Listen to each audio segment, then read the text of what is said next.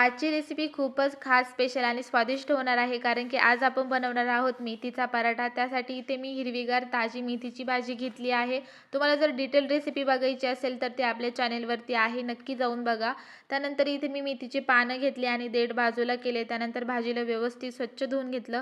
पराठ्याला आणखीन चविष्ट करण्यासाठी कांदा कापून घेतला. आता आपण एक कोरडं वाटण बनवणार आहोत, ज्यामध्ये जिरे, ओवा, लसूण, आल्याचा तुकडा आणि मिरच्या या सगळ्यांना बारीक वाटण करून घ्यायचं. त्यानंतर इथे मी 3 वाटी गव्हाचं पीठ घेतलं, त्याला बारीक चाळून घेतलं. त्यामध्ये ओवा, बारीक वाटलेलं वाटण, हळद, मीठ टाकून त्याला व्यवस्थित मिक्स केलं. त्यामध्ये आपण हा बारीक चिरलेला कांदा, त्यानंतर कापलेली मेथी आणि कोथिंबीर टाकून व्यवस्थित अलगद हाताने मिक्स करून घेणार आहोत.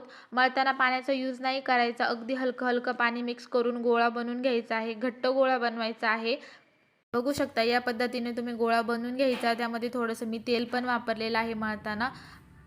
कांदा आणि मेथीची भाजी पाणी सोडतं, त्यामुळे आपण पाण्याचा यूज नाही करणार.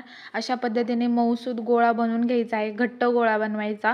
गोळा बनवून झाल्यानंतर लगेचच पराठा करायला घ्यायचा, कारण की सांगितल्याप्रमाणे कांदा आणि भाजी पाणी सोडतं, त्यामुळे आपल्याला पराठा लाटताना अडचण येऊ शकते. त्यामुळे पराठे लाटून घ्यायचे असतं मस्तपैकी गोल गोल आणि तेल किंवा तुपाने भाजून. चला, आपले गरम गरम पराठे तयार आहे. खा प्या, एन्जॉय करा. बाय.